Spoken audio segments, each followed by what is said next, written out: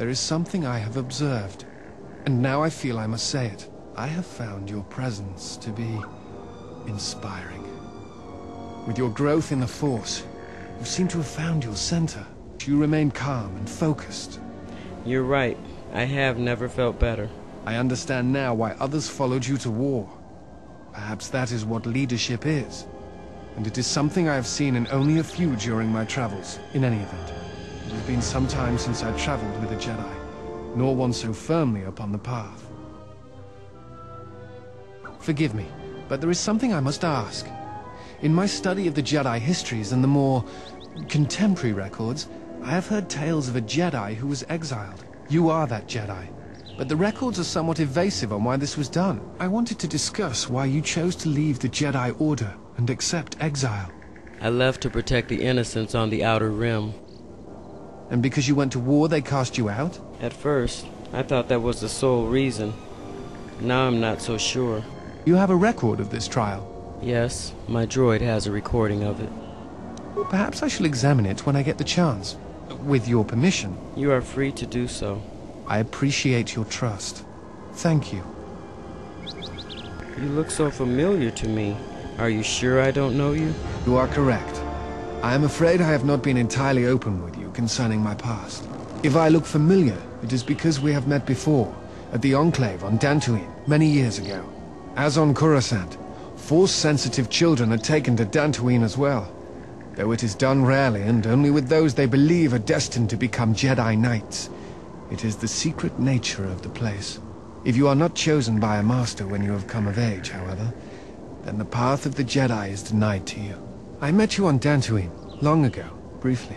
You taught us how to move within the Force, and see it flow within others. How to see it in the behaviors of others, and use that sight to achieve truth. It is difficult to explain the difference between you and Master Vrook, but I think it is because he was knowledgeable, but not a leader, not a mentor. You were different.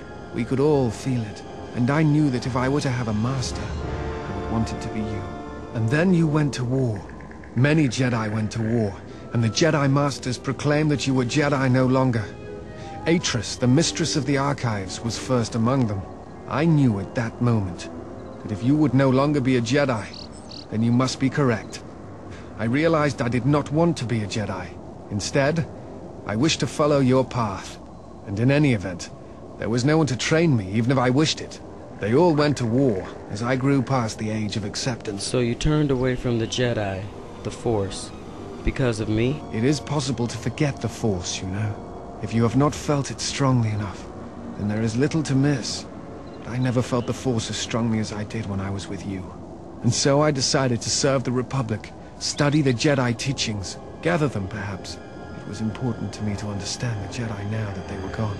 I felt some part of you should be preserved, so that your lessons would not be lost. It was not my intention to leave, but I had to.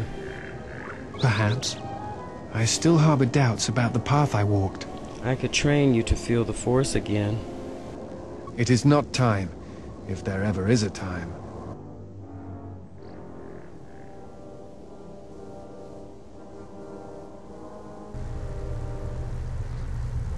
I see you have found the elusive Master Vrook. He's told me that his rescue complicated our situation to some degree. I can't say that I anticipated that. I thank you for finding him, though. Vrook has informed me that the mercenaries devised a plan of attack to annihilate Kunda itself.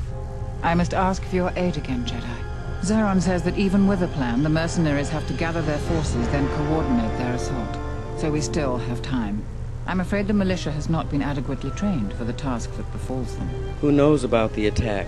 Right now, just us and the militia. I don't want to create a needless panic. But be assured I will make sure that all civilians are warned in time, so they can get to safety. Though if we lose this battle, nowhere on Dantooine will be safe for settlers for long. Our militia is effective at peacekeeping, but isn't prepared for a full-scale battle. If you can do anything to ready them for the reality of it, that would be helpful. Zeron says there is a considerable chance they will breach Kunda itself. Anything you can do to slow them down could turn the tide of battle. I'll check out Kunda's defenses. Here is a MasterCard key that will open all of the security doors inside Kunda. Anything that might aid you in your task, please use.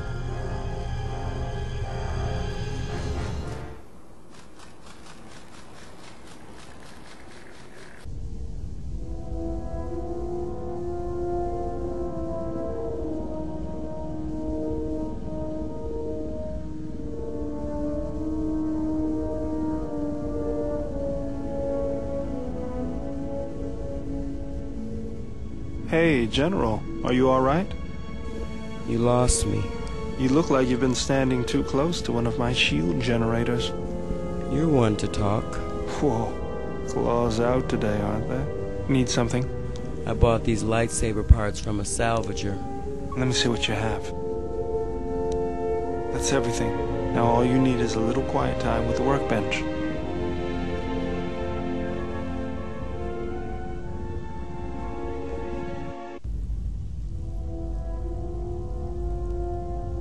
Do you need a hand? No, I don't. I'll call you if I need someone useless. Is there some problem? I was only offering to help. Problem? No, no problem. Just wondering how long you're planning to stick around. For as long as she needs me, of course. How heroic of you. Well, she doesn't need you. In fact, we were doing just fine until you showed up.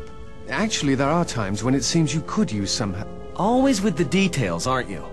You can't fool me. You have some agenda. Spying on her, always keeping your eye on her. No, I don't. I simply admire her. She has many qualities worthy of respect, and the strength that matches her beauty. Surely you've noticed. Yeah, and I noticed first. Get it? So cut it out. And another thing, stop being all noble around her in your big hero way. She sees right through your little act. She likes honest guys, not guys who run around being unselfish and heroic all the time. I thought she was the hero.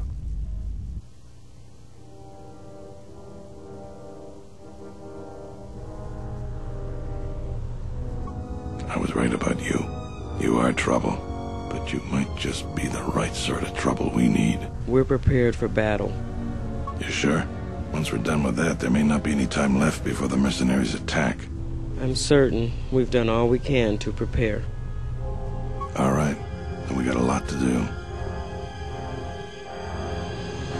Since you are here to bolster Kunda's defense, I will hurry to the mercenary camp and delay their assault however I can. I imagine that the mercenaries have got two goals in this whole thing. Kill me and kill the administrator. The rest of the settlers won't have courage to resist if they succeed. So what's your plan?